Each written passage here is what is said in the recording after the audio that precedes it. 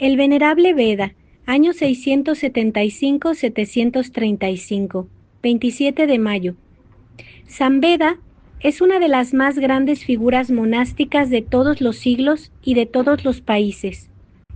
Fue enviado por la Providencia para recoger la herencia literaria de los primeros siglos del cristianismo y transmitirla a los pueblos medievales recién convertidos a la fe. Y esto precisamente al tiempo en que los lombardos sofocaban en Italia la cultura de los discípulos de Casiodoro y Boecio. Cuando moría al golpe de los árabes, la brillante civilización visigoda, cuando la de los franceses estaba aún por nacer. Por eso es San Beda un eslabón necesario en la cadena de transmisión del saber medieval. Sin él, habría solución de continuidad entre San Isidoro y Alcuino. De su vida apenas sabemos más de lo que él nos quiso decir en la última página de su historia de los ingleses. Yo, Beda, siervo de Cristo y sacerdote del monasterio de San Pedro y San Pablo, de Wearmouth y Jarrow, he compuesto con la ayuda de Dios esta historia, aprovechando en ella los documentos antiguos, las tradiciones de los ancianos y lo que he podido ver con mis ojos. Nací en el pueblo de dicho monasterio y cuando no tenía más que 7 años, mis padres me pusieron bajo la dirección del abad Benito.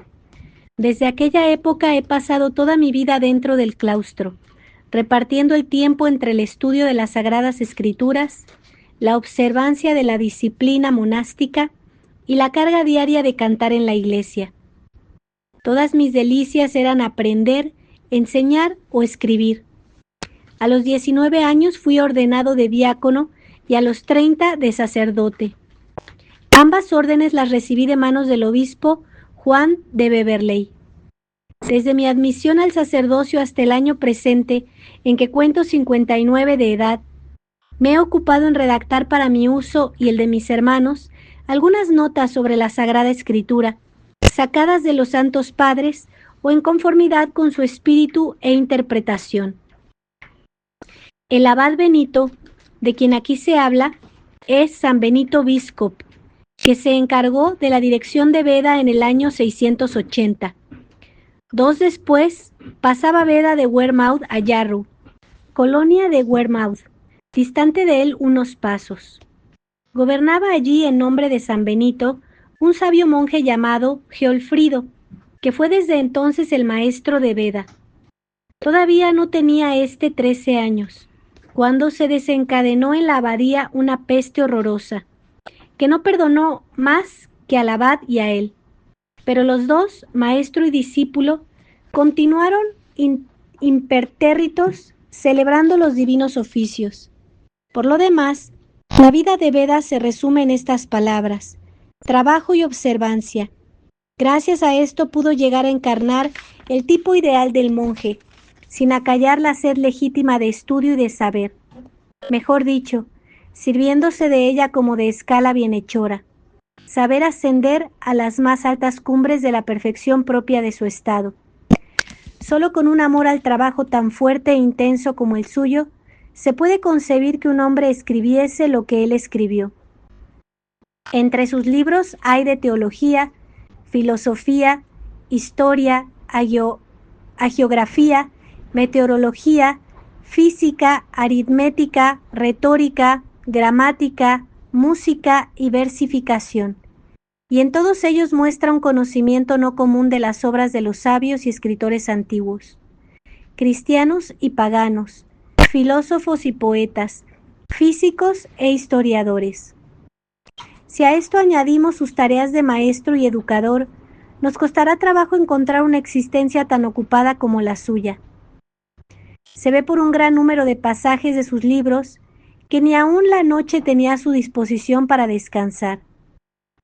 Cuando no leía o meditaba sobre un antiguo manuscrito, se le veía rodeado de un ejército de discípulos, en cuyas filas no solo se contaban los 600 monjes de Jarrow y Wearmouth, sino otros muchos venidos de toda Inglaterra, de Flandes y de Francia. Y en todo esto nadie le ayudó hasta su última enfermedad. Yo soy, decía, secretario de mí mismo, Todo me lo hago, dicto, redacto y transcribo. A pesar de esto, el sabio no eclipsaba en él al monje. Reconocía los obstáculos que este ardor vivificante del trabajo podía encontrar en la sujeción, o como él decía, en la servidumbre a la regla, pero nunca pensó en sustraerse a ninguna de sus prescripciones. Es más, de todo conocimiento humano tomaba pie para dar a su alma el pasto espiritual y cimentar de una manera más sólida las virtudes del verdadero monje, realizando así aquella máxima de San Agustín: en lo temporal busco lo eterno y en lo visible aquello que está sobre nosotros. Por eso estampó al fin de uno de sus libros esta plegaria reveladora de un hambre infinita de saber. Oh Jesús amante, que te has dignado abrevar a mi alma en las ondas suaves de la ciencia, concédeme la gracia de hacerme llegar un día hasta ti, que eres la fuente de la sabiduría, y no permitas me vea defraudado para siempre de tu divino rostro. Pero nada nos hace penetrar más profundamente en el alma del venerable Veda como la narración de los últimos momentos de su vida. Esta narración acaba de imprimir en él el sello del verdadero religioso, humilde, trabajador, obediente hasta la muerte. Tal es la fuerza de su sencillez y realismo que al leerla, la imagen de San Beda se presenta involuntariamente a nuestros ojos. Nos fascina por la majestad serena con que se despide del mundo, nos encanta y la amamos. El autor de ella es un religioso de Yarrow, testigo ocular que escribía a una discípula del santo llamada Gudwina. Dice: ¿deseas que te diga cómo nuestro padre y maestro Veda, el amado de Dios, ha salido de este mundo? 2 semanas antes de Pascua, empezó a sentir una extrema debilidad causada por la falta de respiración, aunque no sufría grandes dolores. Así vivió hasta la ascensión, siempre alegre y regocijado, dando gracias a Dios noche y día, mejor dicho, en todos los instantes de la noche y del día. Aún durante este tiempo, continuaba dándonos lecciones, empleando las horas que le quedaban libres en cantar salmos. Las noches, después de un corto sueño, las pasaba con los ojos abiertos, sin que se asomase en su frente la menor sombra de tristeza. Desde que se levantaba, se ponía a rogar y alabar a Dios, con los brazos en cruz. Oh, hombre verdaderamente dichoso. Unas veces cantaba textos de San Pablo o de la Escritura, otras, versos en nuestra propia lengua. En cierta ocasión le oí estos: nadie puede vanagloriarse de tener la prudencia necesaria a la hora de la partida.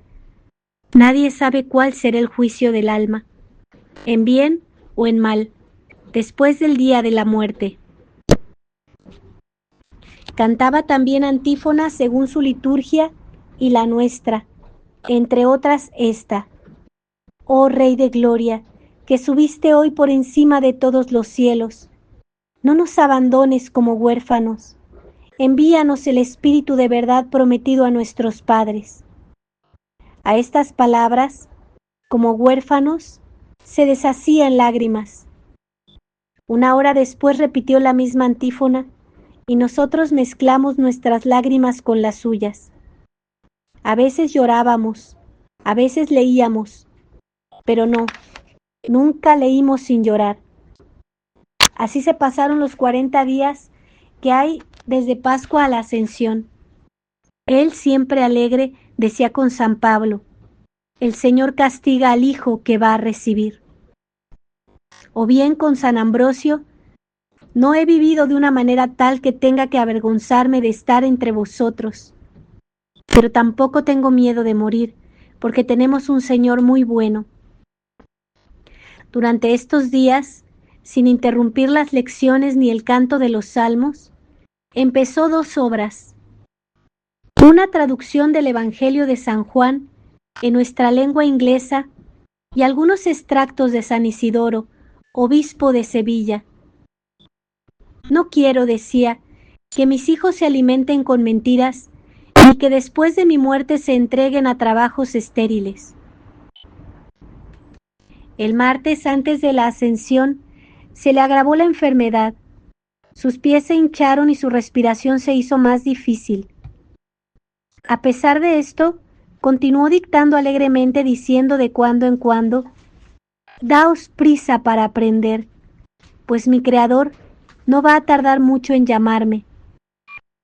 La víspera de la fiesta, a eso del amanecer, nos mandó que nos apresuráramos a acabar lo comenzado, y trabajamos hasta la hora de tercia. Entonces nos fuimos a la procesión con las reliquias de los santos, como la solemnidad lo pedía. Quedóse con él uno de nosotros, el cual le dijo: «Todavía falta un capítulo, querido maestro. ¿Os fatigaría demasiado hablar un poco?».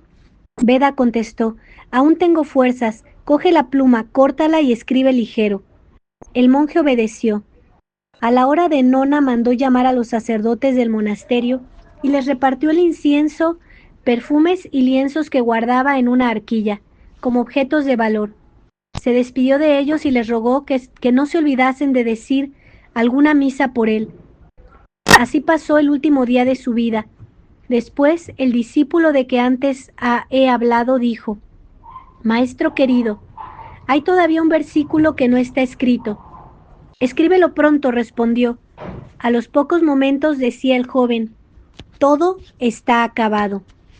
«Dices bien», repuso el santo, «todo está acabado. Coge mi cabeza con tus manos y vuélvela.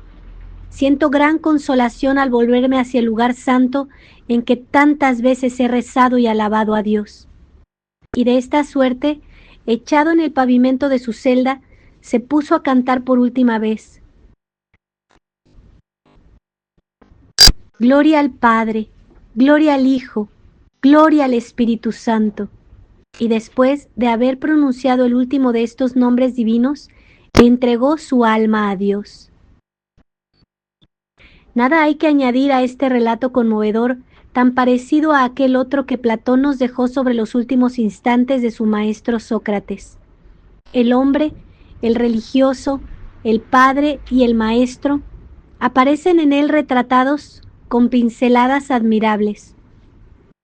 Su memoria siguió viviendo radiante y luminosa en medio de sus discípulos, que lo amaban y reverenciaban, y no pronunciaban su nombre sino con respeto filial. De su escuela salieron los hombres más eminentes del siglo VII en virtud y en saber. Juan Escoto, el profundo escrutador de las cuestiones filosóficas; Claudio, el fundador de la escuela, más tarde Universidad de Pavía; Alcuino, el maestro de Carlomagno y de toda la Francia carolingia. La veneración de Alcuino por su maestro se descubre en aquellas palabras que escribía a los monjes de Jarrow, donde Beda había brillado. «Acordaos», les dice, «de la nobleza de vuestros padres, y no seáis vosotros sus indignos hijos. Que vuestros jóvenes aprendan a perseverar en la alabanza de Dios y no a espantar los zorros y las liebres. Qué locura dejar las huellas de Cristo por seguir las huellas del raposo. Mirad al doctor más noble de nuestro siglo, Beda. Mirad el celo que ha demostrado por la ciencia desde su juventud y la gloria de que goza entre los hombres, muy pequeña y mezquina en comparación de la que tiene a los ojos de Dios. Despertad con su ejemplo vuestras inteligencias dormidas. Estudiad sus obras, que en ellas encontraréis para vosotros y los demás los secretos de la eterna belleza».